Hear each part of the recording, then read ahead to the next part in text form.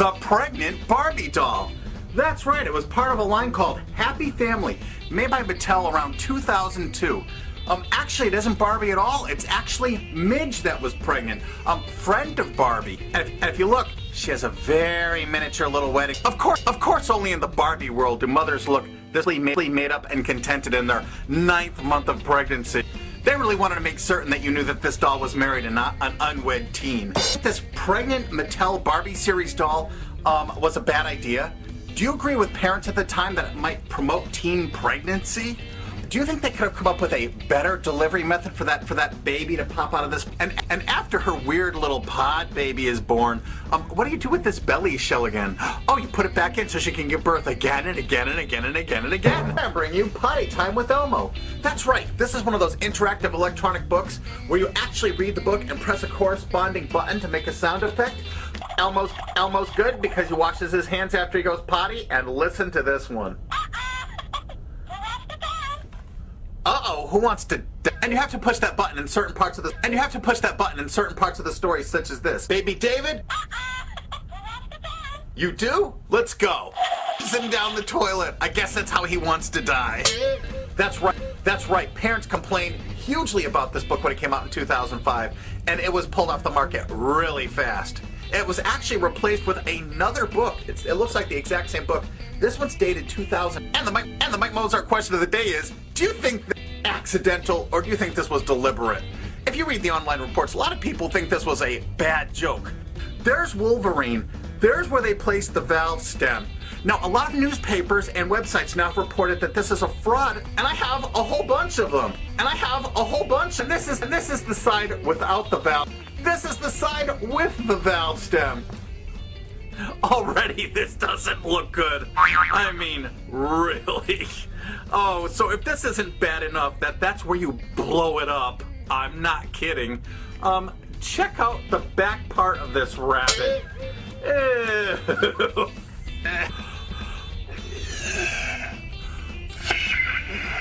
Get this mouth. What were they thinking?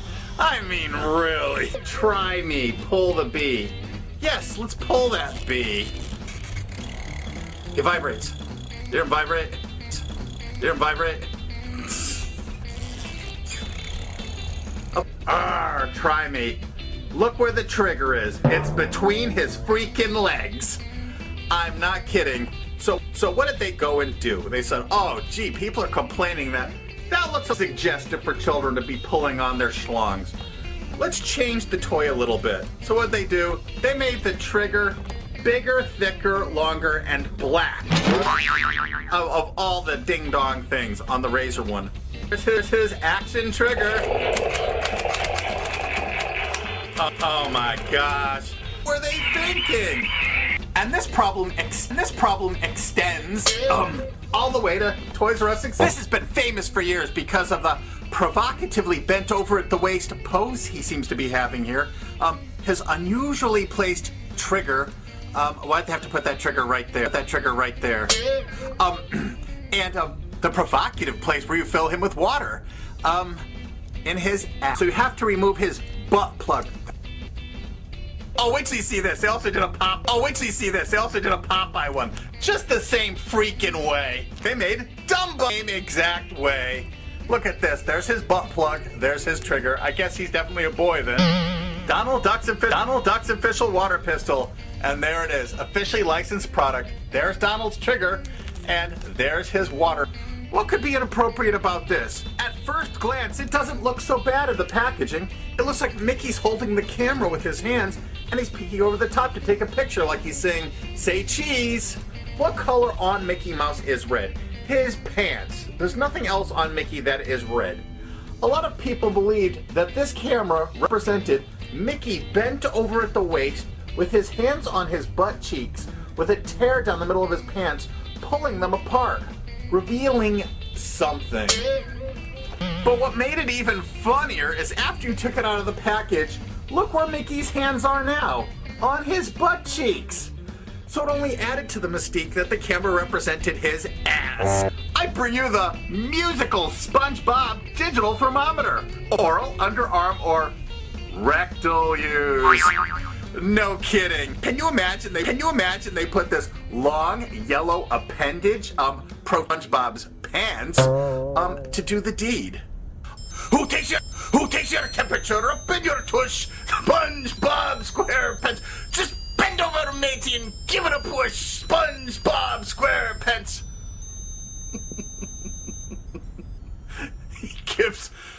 He gives oral or rectal, whichever you wish. SpongeBob SquarePants. He plays music inside you. Just give him a squish. This is so over the top. It is the Kiss Pop. Here they are. This is a counter display I found at my local party shop today. You won't believe what this. I've taken one of these little candy Kiss Pops out of the wrapper.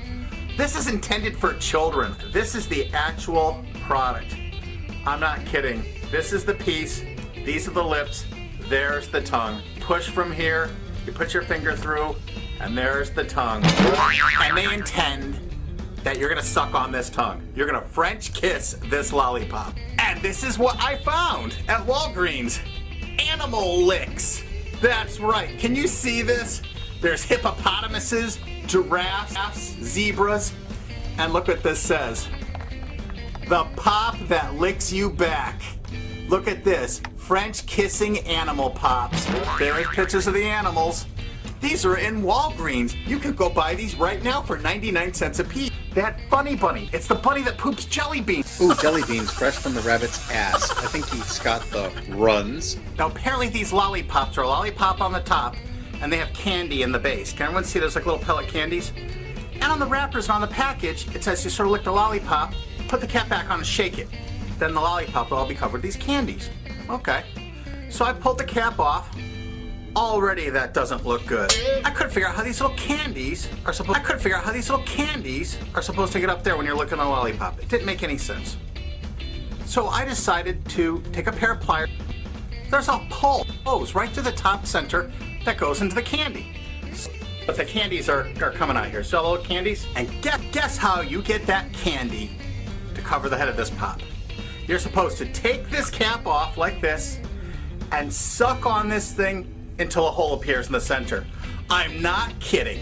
I sucked on one of these. Wait till you see this. Now the hole in the center of this. You put the top back on like that, and you shake it upside down like this. All the candy comes out. It makes a mess when you take this cap off. Literally, if you pull this cap up right now, all loose candy just goes right on the floor. A bad design to begin with. So this is the effect. There's the hole in the top center. There's the little herpes now all over the end of it. Is this the sickest candy you have ever seen intended for children? And be warned, this is the scariest thing you've ever heard.